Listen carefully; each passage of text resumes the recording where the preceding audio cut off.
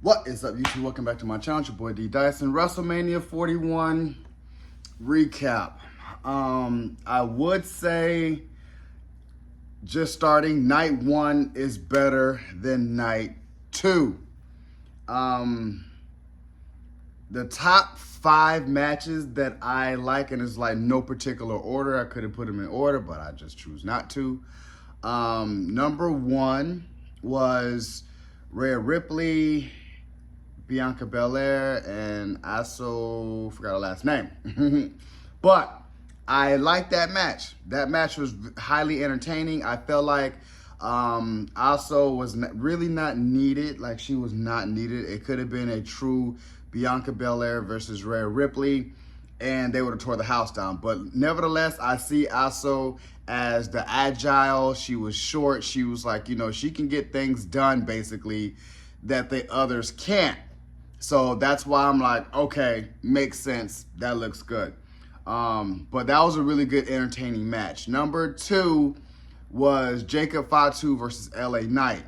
I love the fact that they finally put the gold around Jacob Fatu. I just hate the fact that they took it away from LA Knight, because when LA Knight was hot, he should have got a lot more title shot opportunities to be Intercontinental Champion, to be U.S. Champion, to even held the heavyweight champion just for something of a brief, like it could have been brief, but they didn't. So he's getting a championship after the steam is running out, and then you have Jacob as an upcoming rising superstar that is he's hot. So it's like, put a belt on him, and I was like, okay, get that, but make sure that LA Knight gets a heavyweight run with Jey Uso or something like that.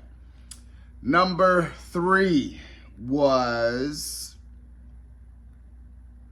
Dominic Mysterio, the Fatal 4-Way with Penta and Braun Breaker and Finn Balor. I love the fact that Dominic Mysterio, that was to me one of the best highlights of WrestleMania, that it was really like, oh my gosh, didn't know Dominic finally got gold. He won the North American Championship in NXT, but this is like his first singles championship.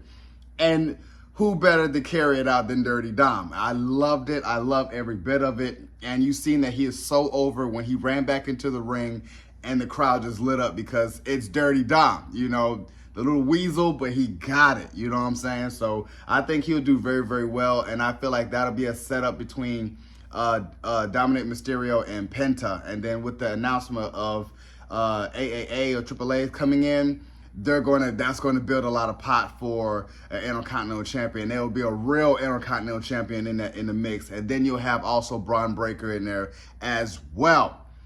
Number 2 was it's a kind of a toss up. It's a real toss up. Between Drew McIntyre and Damian Priest, only because I seen Drew McIntyre really hurt his back.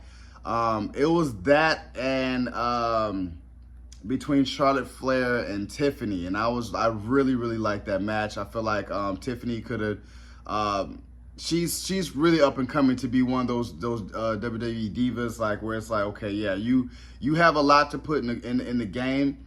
And I would love to see her go against Jade Cargill and Naomi, just to kind of like throw herself into a mix of a Fatal 4-Way between, them two, Bianca Belair and Rhea Ripley. So I really liked that match. It was definitely entertaining. The number 1 spot, of course, was night 1's main event with CM Punk, Seth Rollins, and Roman Reigns. That was unpredictable. It was entertaining.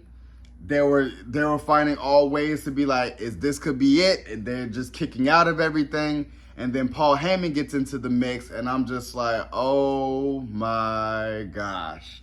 Did not see that coming, and that to me was the main event of all of WrestleMania, because Cody Rhodes and John Cena was very lackluster. Extremely, like, he did not want to put in the work. He didn't want to do anything just to prove himself, to say that, okay, he's a heel. That's stupid.